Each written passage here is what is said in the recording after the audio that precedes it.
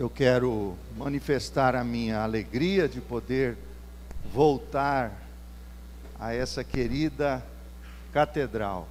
Quero agradecer também o convite do nosso bispo. Digo nosso bispo porque também dou aula lá no seminário, não é? Mas Dom Ximenes tem sido uma bênção na vida de todos nós e da minha principalmente. Quero agradecer e queria também agradecer ao clero por esse abraço tão forte que vocês me dão quando venho aqui, não é? Repassem a minha gratidão ao bispo Dom Ximenes, não é? Meus irmãos, Paulo, servo de Jesus Cristo, chamado para ser apóstolo, separado para o Evangelho de Deus. Há algum tempo, durante esses meus últimos dias, eu tenho sido inquietado, pensando fortemente sobre um assunto, e é um assunto, um tema que envolve cada um de nós. Na verdade, não só nos envolve pessoalmente, mas também envolve a todos nós como comunidade. E eu queria falar um pouco hoje sobre vocação. Vocação. Nós não vamos fazer aqui um sermão biográfico, nem vamos tentar contar a história do apóstolo Paulo, que de fato seria algo fenomenal. Falar, meditar sobre a experiência do apóstolo Paulo nas Escrituras, Atos dos Apóstolos, as suas cartas, é algo impressionante, apaixonante, mas nós não vamos fazer isso hoje. Eu gostaria de conversar, falar com você sobre esse assunto, que de alguma maneira é tão pouco falado e tão mal entendido. Vocação. Se nós pensarmos somente um pouquinho no início da história do apóstolo Paulo, Paulo é quem escreve a maioria das cartas que você tem no Novo Testamento. A igreja cristã no início do século IV tomou a decisão de selecionar várias cartas, várias epístolas que Paulo escrevia para não somente comunidades pequenas, grandes, mas também para discípulos, para pastores, para evangelistas.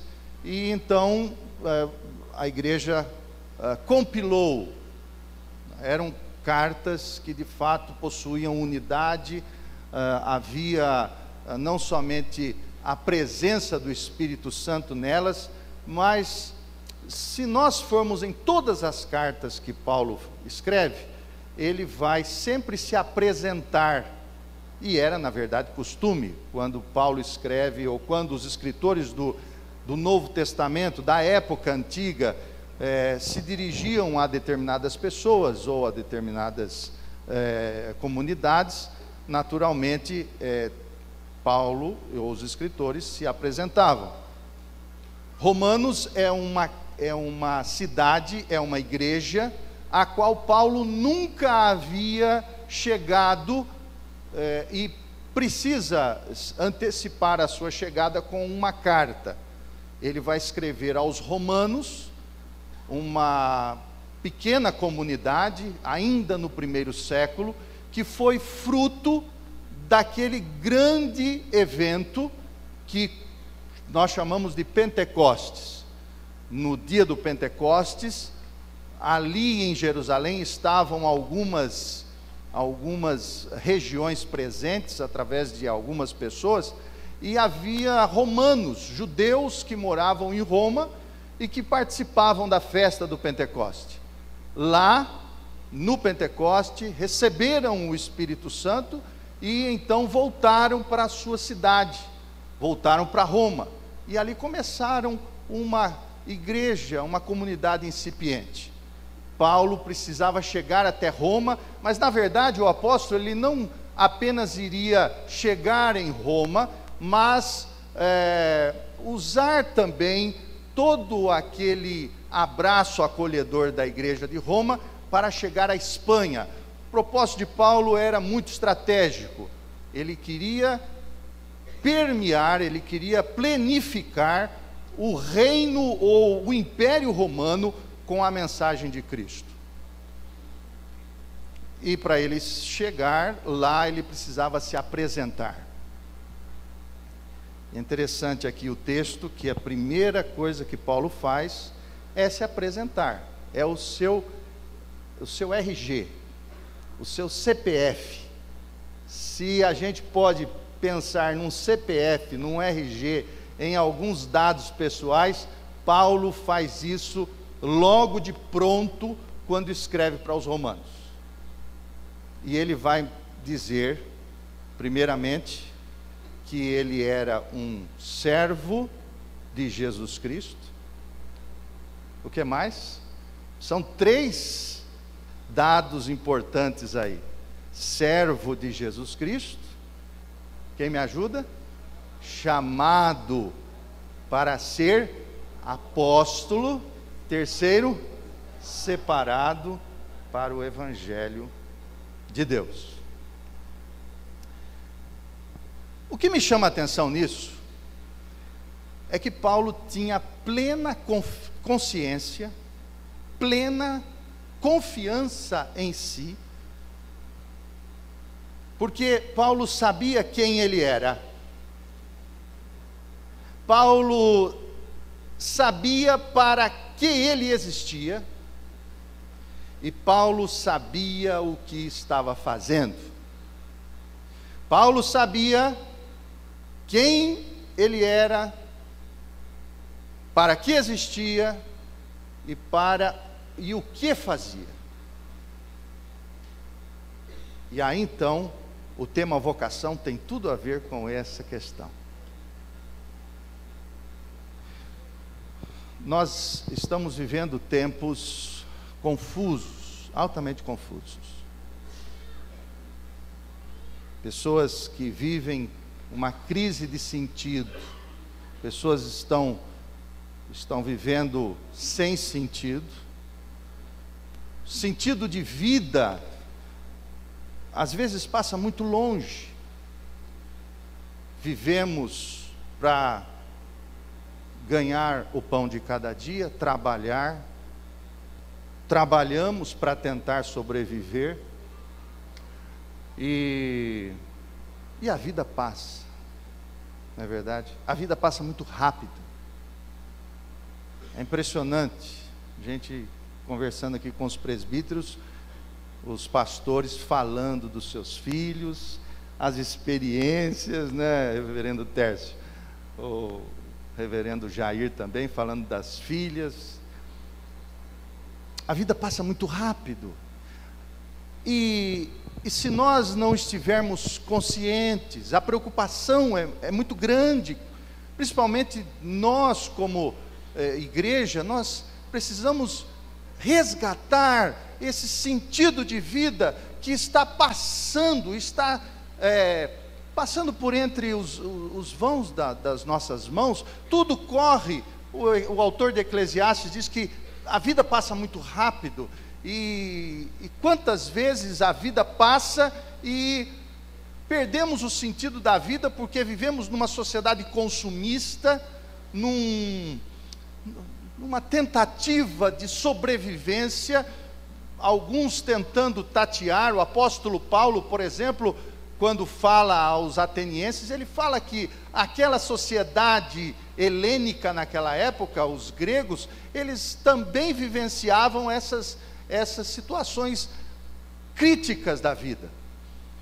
Vivemos, na verdade, meus queridos, uma crise de sentido. As pessoas estão hoje vivendo sem sentido. Eu me lembro, por exemplo, quando eu estava começando o meu ministério aqui no Recife. Cheguei no Recife, vindo de Rio Claro, em 85, em 1990, eu era pastor de uma das igrejas aqui, presbiterianas, e me encontrei com uma jovem, e ela chegou para mim toda alegre, estava prestando vestibular, e ela chegou para mim e disse: pastor, eu queria que o senhor orasse por mim. Ótimo, eu vou prestar vestibular. Que bom.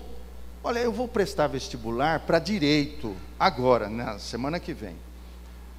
Se eu não passar, eu vou prestar vestibular para odontologia. Agora, se eu não passar, ainda no final do ano, tem uma possibilidade de eu fazer engenharia.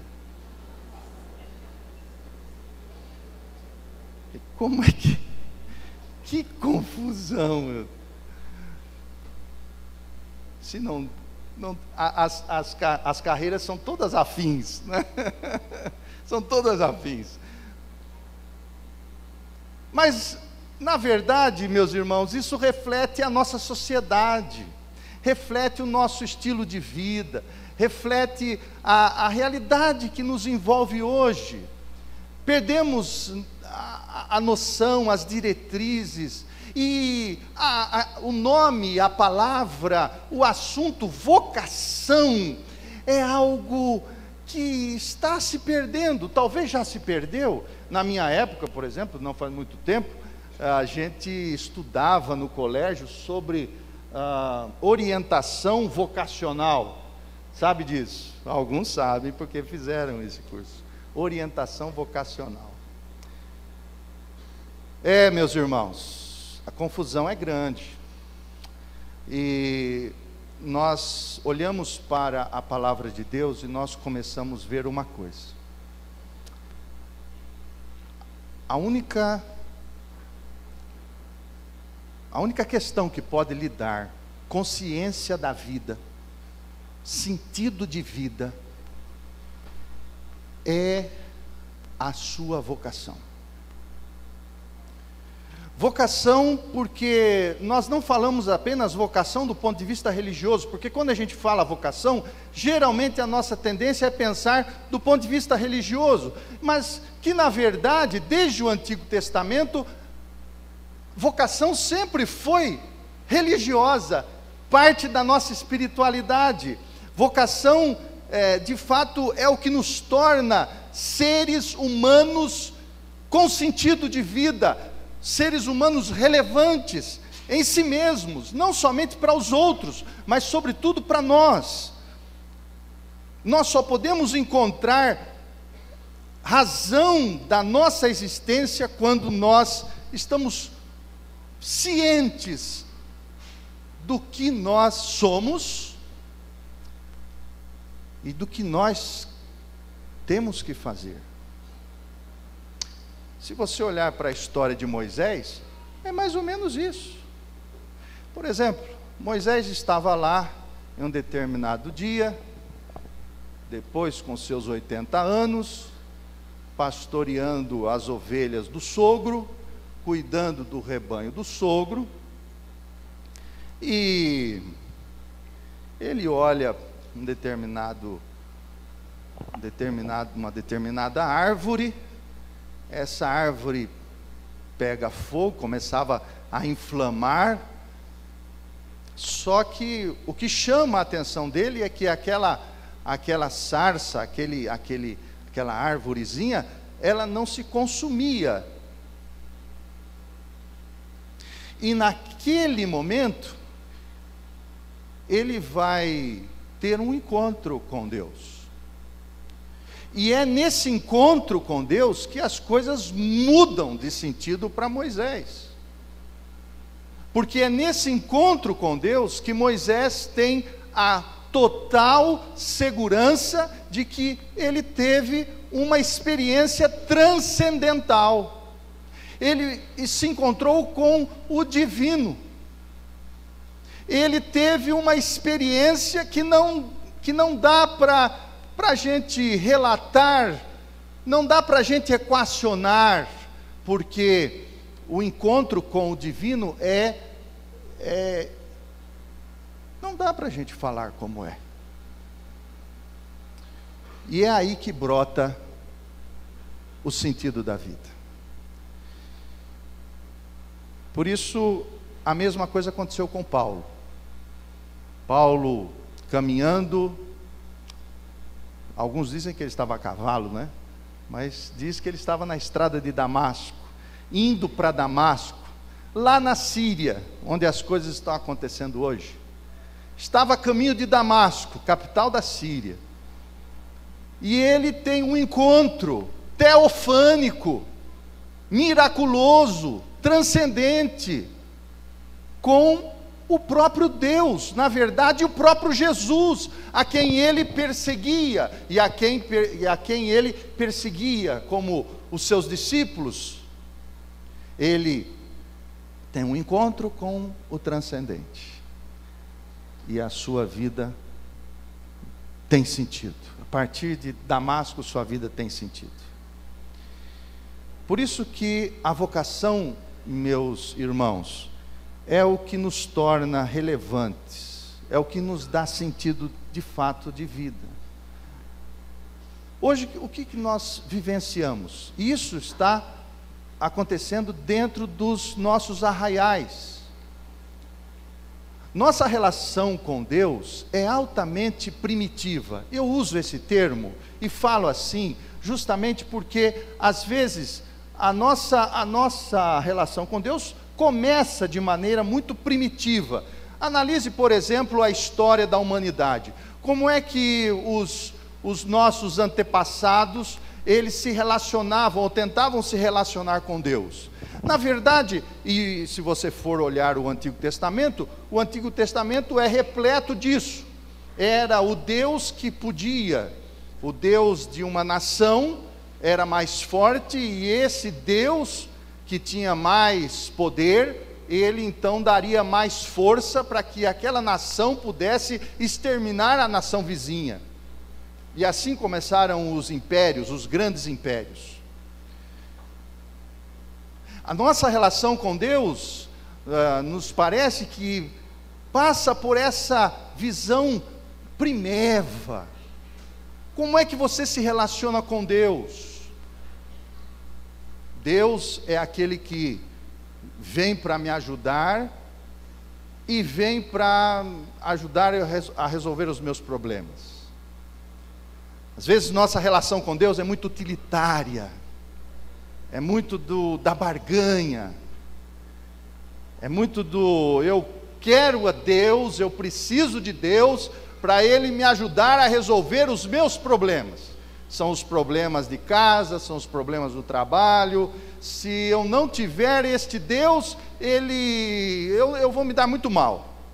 Essa relação é muito primitiva, no sentido de que talvez nós chamemos de uma relação muito de bebê.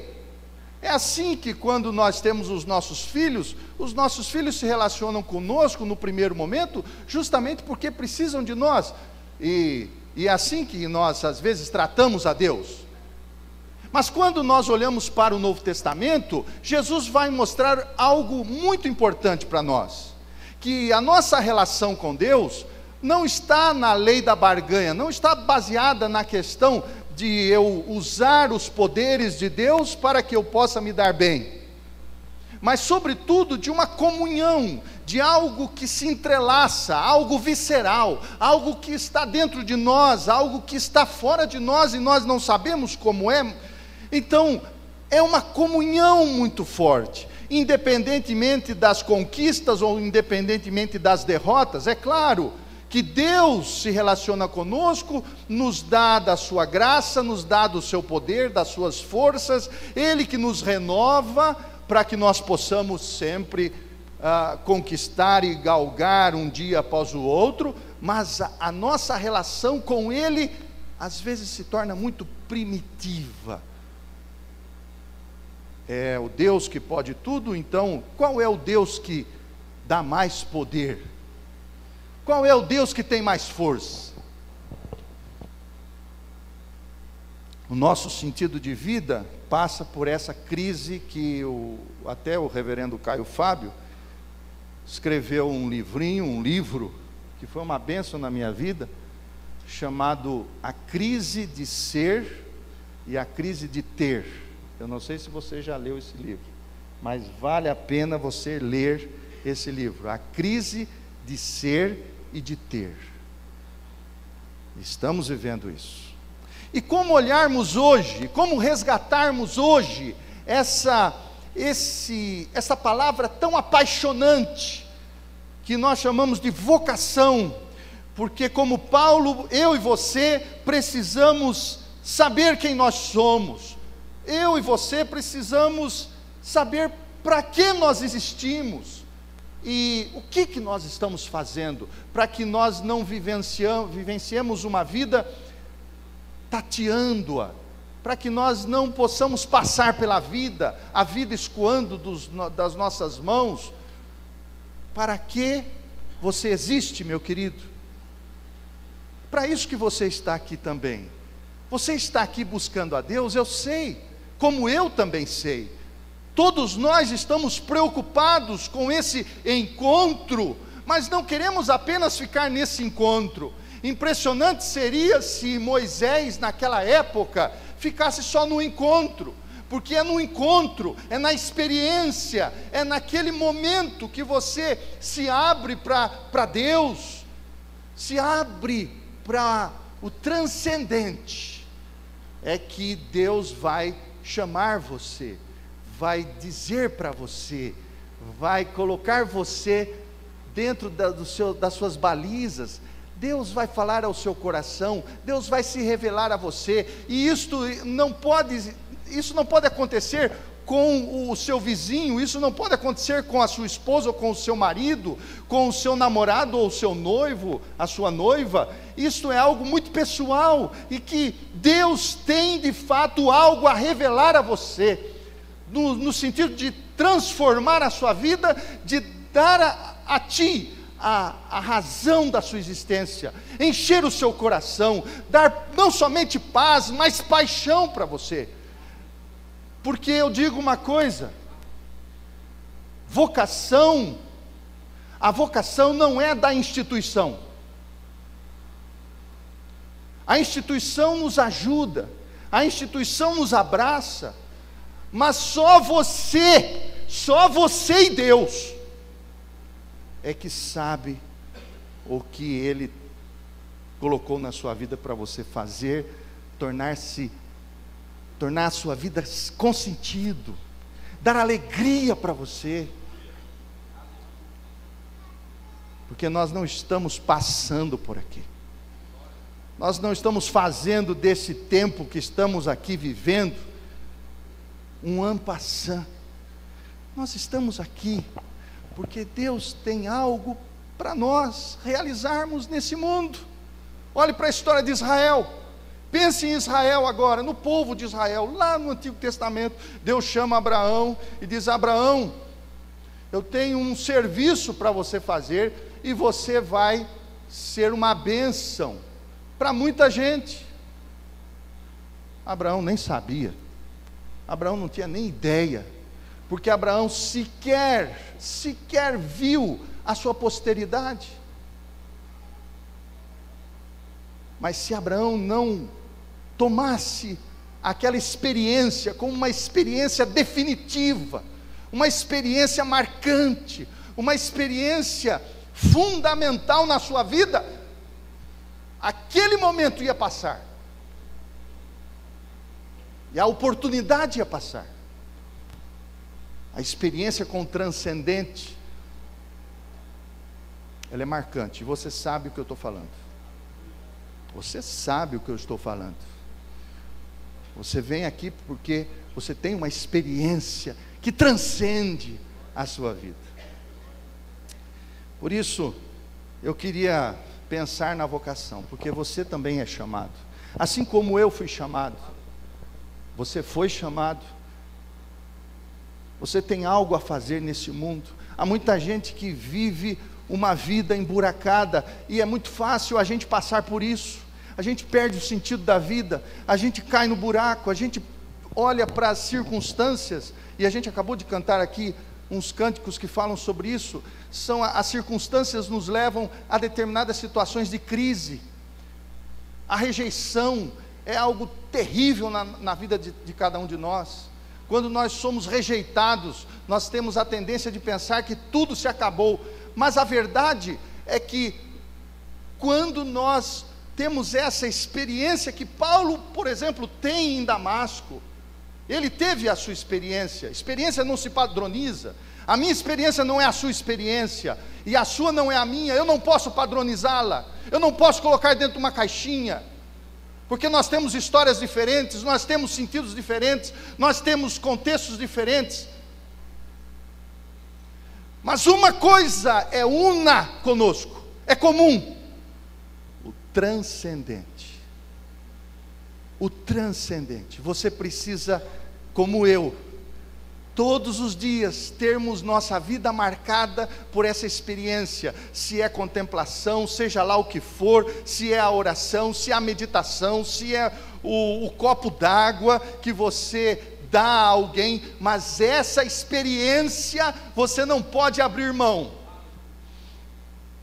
Por isso, em primeiro lugar, nunca esqueça de uma coisa: vocação é um mistério. Vamos dizer isso? Vocação é um mistério, é um mistério. O encontro com Deus produz o real significado da nossa existência. Se você está com a Bíblia, abra sua Bíblia em Gálatas, e vamos ver como é que Paulo chama isso de mistério. Gálatas capítulo 1, versículo 15 a 17. Gálatas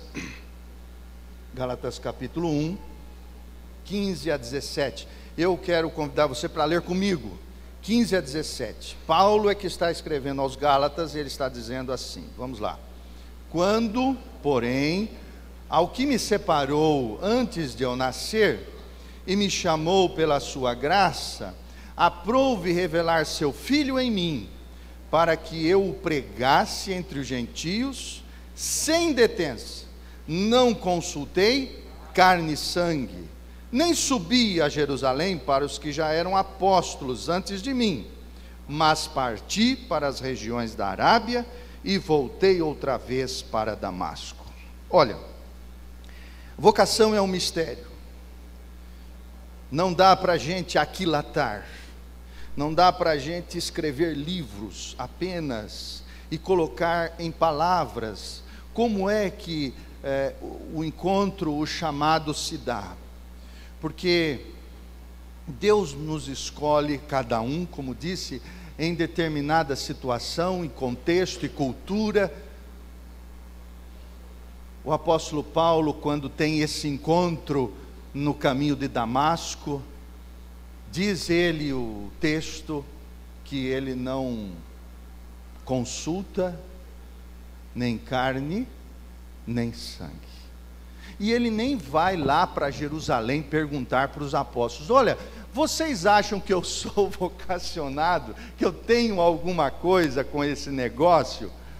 Na verdade, ele não faz isso, porque de fato, experiência não precisa. Há um espírito interno dentro de nós, há alguma coisa dentro de nós que nos faz ter essa certeza. Mas não dá para a gente abrir a boca e ficar contando como é que é. Eu não sei se você já pensou nisso. Por exemplo, as suas experiências com Deus, a vontade que às vezes eu tenho, a vontade que às vezes eu fico de poder dizer como são as experiências que eu passo com Deus, e quando às vezes eu vou contar, aí você poderia dizer assim: ah, que joia, pastor, parabéns. E eu ia ficar com uma cara tão boba.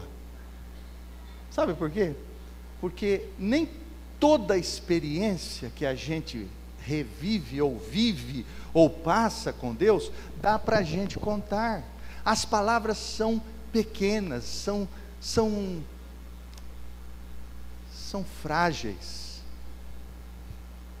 Por isso a experiência com Deus é um mistério. Jesus, por exemplo, tinha essa relação com Deus. Relacionamento com Deus de Jesus para com o Pai era tão intenso, e não dá para a gente racionalizar isso. Ele dizia: a minha comida, João capítulo 4, versículo 34, ele diz assim: a minha comida consiste em fazer a vontade do meu Pai que está nos céus. Há muitos engenheiros frustrados, há muitos médicos frustrados, há muitos profissionais frustrados, há muitos advogados cansados. E, na verdade, meus irmãos, vocação tem a ver com isso. Quando nós nos encontramos com Deus, sabe o que Ele vai pegar? Ele vai pegar o que você é, Ele vai tomar o que você é, sua mente, sua criatividade, sua inteligência, seus talentos, seus dons, suas palavras, seu jeito, sua maneira, seu modo. Ele vai tomar isto, vai fazer com que você tenha esse encontro miraculoso com Ele, e vai transformar isso em prol do bem das pessoas. Sua vida vai começar a fazer sentido, sabe quando? Quando você começar a botar para fora o que você é. Não tente ser o que o outro é, porque não vai dar certo. Quando você se encontra com Deus, abra-se para o que você tem, o que você conquistou, a sua história, tudo aquilo que você armazenou, está armazenando, é para que esse mundo tenha sentido de vida. Isso são as obras, meus queridos. Jesus disse em Mateus 5, versículo 16, você sabe o que ele diz? Ele diz assim: assim brilhe a vossa luz diante dos homens, para que vejam as vossas boas obras e glorifiquem ao Pai que está nos céus. Tudo isso que você tem aí, não é para você jogar no lixo, não é para você descartar. Nada do que você tem, o que você obteve, o que você reteve, deve ser jogado fora. Há muita gente que pensa assim. Há muita gente que, quando se encontra com Cristo, acha que toda aquela sua vida que passou não presta, aquilo tudo, então eu vou começar uma nova vida. Calma aí. Se lembra da história de Moisés de novo? Moisés, naquele encontro com Deus no deserto,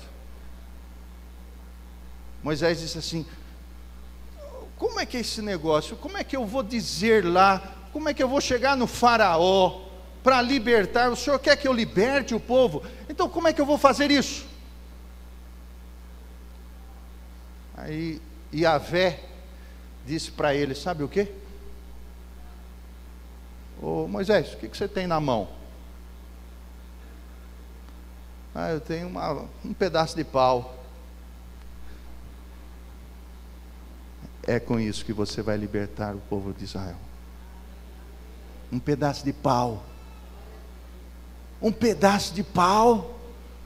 Mas é um pedaço de pau. Não, é uma varinha. É com isso que você vai libertar o meu povo. Por isso que eu digo a você, segundo lugar, a vocação, ela não se dirige apenas para Deus, mas para as pessoas. e vai envolver aquilo que você possui. Às vezes você está vivendo a sua vida amargurada, cheia de rancor, porque talvez para você e a sociedade você pode ser uma negação, porque não conquistou muita coisa, porque não obteve determinados títulos. Seja o que for, o que você já tem, o que você é, tome isto como dádiva de Deus. Tome isto, jogue isto nessa experiência miraculosa com Deus, porque Deus se usou um pedaço de pau na mão de um gago. Por que não vai usar você, a mim? Tome os seus talentos, meu querido, reveja o que você já é, o que você já foi, reveja a sua profissão, porque isto, toda a nossa vocação depende desse emaranhado de experiências, de armazenamento de benefícios, de vitórias e de fracassos, porque até os fracassos Deus usa. Pense um pouco na Babilônia, pense um pouco no cativeiro babilônico. Israel, idólatra, o povo de Israel tornou-se idólatra. Deus disse: olha, se vocês continuarem idólatras, eu vou pegar a classe nobre de Jerusalém e vou remeter para Babilônia. O reino do norte vai possuir a Jerusalém, vai destruir, vai acabar com tudo, e vocês vão para lá. Consequência do pecado, do desvio, da arrogância de Israel. Mas mesmo assim, Deus, por misericórdia, graça e bondade e benevolência, usou israelitas no cativeiro da Babilônia. Daniel, Ezequiel, tantos outros. Nossa necessidade nessa manhã é de pensarmos na nossa vida. Quantas experiências você está tendo com Deus? Deus está falando para você. Você quer mais? Alguma prova de que eu te amo? Veja o que você tem na mão. Veja o que você tem na mão. Eu não tenho nada, pastor. Eu não valho nada. É o que você pensa de você. Veja o que você tem nas mãos. Veja o que você já fez na vida. Porque Deus quer ungir isto. Você se lembra? Quantas pessoas em Israel, vamos voltar para a história de Israel, quantas pessoas em Israel eram ungidas? Se lembra desse detalhe? Quantas categorias, ou quantas pessoas, quantos tipos de pessoas dentro do povo de Israel eram as ungidas? Só 3 tipos de pessoas: os reis, os profetas, quem ajuda? Os sacerdotes. Durante a história de Israel, só havia unção, só o Espírito Santo descia e agia através desses 3 ofícios. É tanto que esses 3 ofícios, eles vão ser, na verdade, sombras do que haveria de acontecer com Cristo, porque Cristo, ele aglutina esses três ofícios, essas 3 categorias. Jesus é rei, Jesus é profeta e Jesus é sacerdote. Mas no passado, só 3 tipos de pessoas eram ungidas, recebiam a unção, tinham a autorização para poder fazer acontecer as coisas. Mas isso durou até o Pentecoste. quando naquele quartinho apertado, naquele cenáculo, aquele lugar onde Jesus pôde ministrar aos corações dos discípulos, aquela pequena igrejinha com algumas mulheres, os discípulos, algumas pessoas ali, todos foram batizados pelo Espírito Santo, todos receberam a unção. E a partir de então o Espírito Santo está tomando aquela pequena comunidade que se transformou numa imensa comunidade, num imenso corpo de Cristo, e Ele, o próprio Espírito Santo, está transformando aquilo que não era em algo que é, em aquilo que era uma negação, em algo de posição. Algo negativo em algo positivo, algo que era profano, e agora se torna sagrado. Tudo que o Espírito Santo faz através de você é sagrado. Acabou essa história de profano e sagrado, acabou a história de pode, não pode. Tudo que você é, tudo que você tem, tudo que você já possui, é sacralizado pelo Espírito Santo. Digam amém? Por isso, tudo que você é, meu querido, vale ouro para Deus. Isso é vocação, isso é paixão, porque a nossa vitalidade pode diminuir, a nossa fase na vida pode mudar, porque as nossas tendências, as culturas podem mudar, só não pode mudar a essência daquele encontro que se renova através daquilo que você tem para oferecer.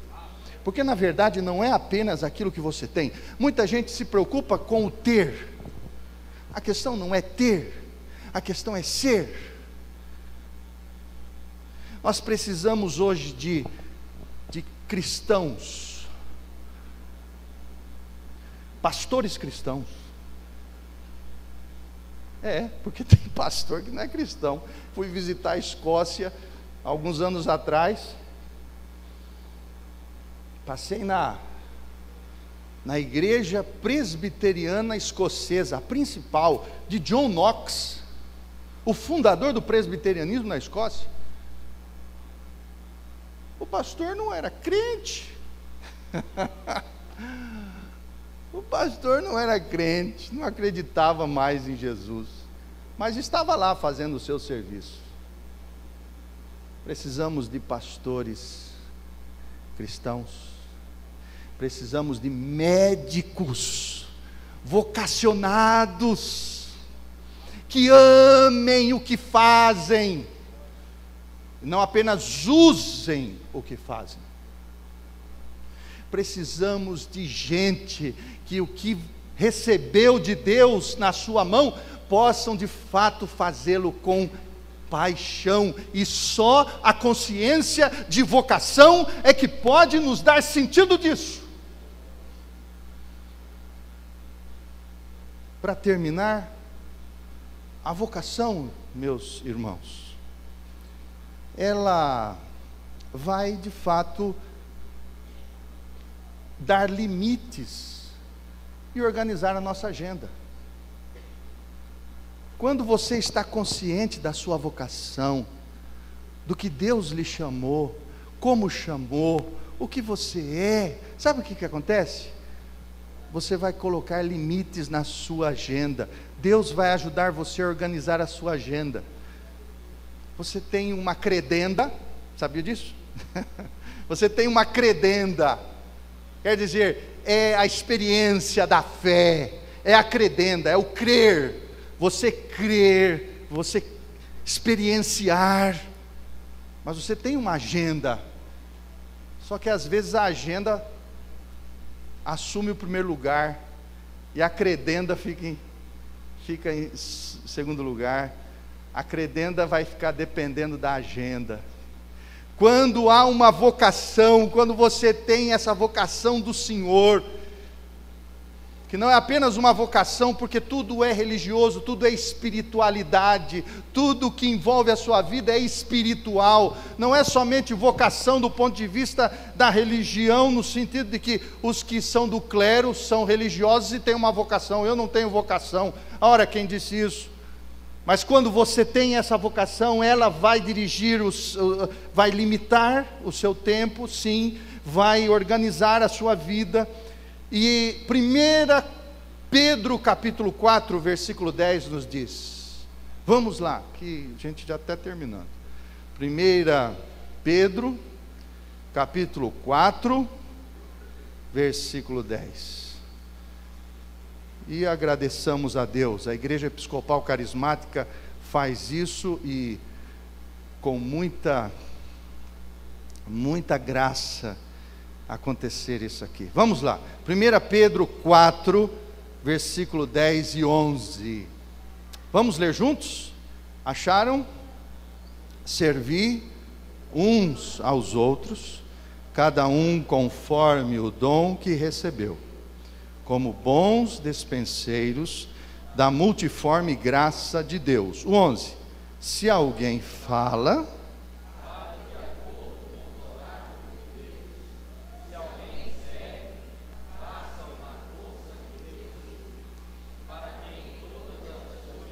seja Deus glorificado por meio de Jesus Cristo, a quem pertence a glória e o domínio pelos séculos dos séculos. Amém.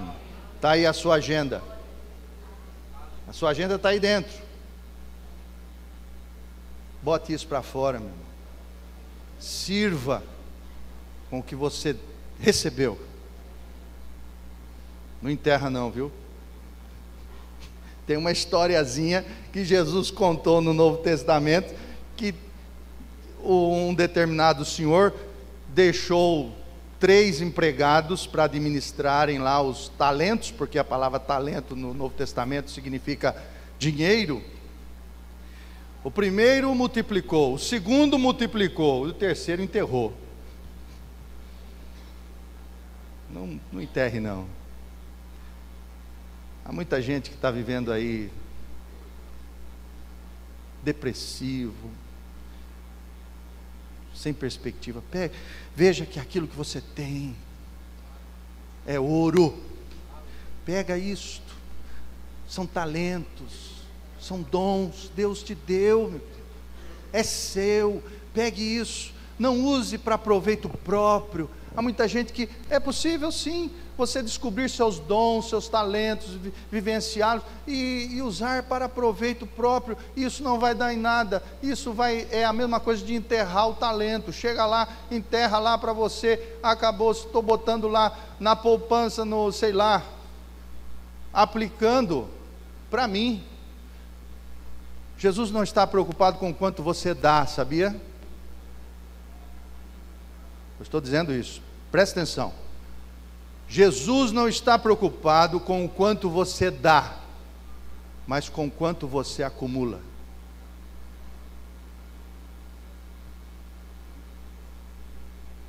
Pega isso, bota isso, dinamiza isso, sirva aos outros, porque quando você serve os outros, sabe o que acontece? Você cura um pouquinho de você mesmo. A gente às vezes é doente porque a gente só aplica na gente. Transfere isso, vaza isso, bota isso para acontecer. Você vai ver quanta coisa boa, seja em nível familiar, em nível profissional, seja lá onde for, bota isso para fazer acontecer. Você vai ver. E eu quero terminar dizendo uma coisa. Nós estamos vendo a crise, porque as pessoas estão buscando a Deus somente para se darem bem na vida. É o que a gente vê por aí. É um evangelho muito utilitário, muito consumista. Mas sabe,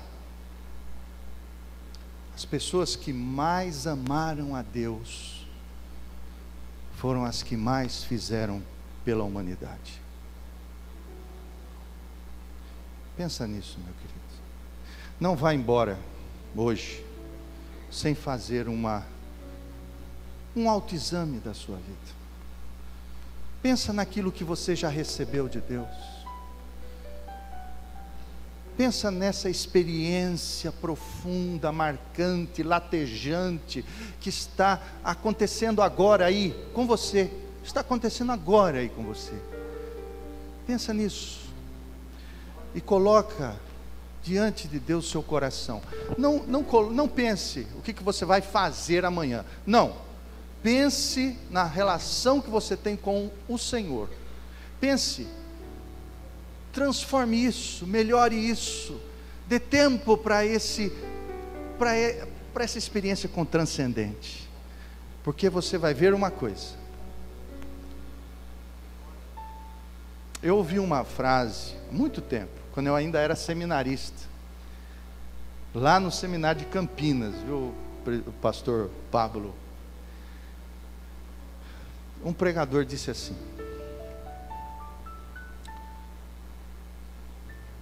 pega o teu coração e coloque na obra, e todo o teu corpo vai te acompanhar. A questão é coração. Coloque o teu coração. Coloque o teu coração nas mãos de Deus. E você vai ver que as coisas vão mudar. Alimente isso todo dia, para a glória, para o louvor de Deus, de nosso Senhor Jesus Cristo, e para a paz, alegria e sentido da sua vida.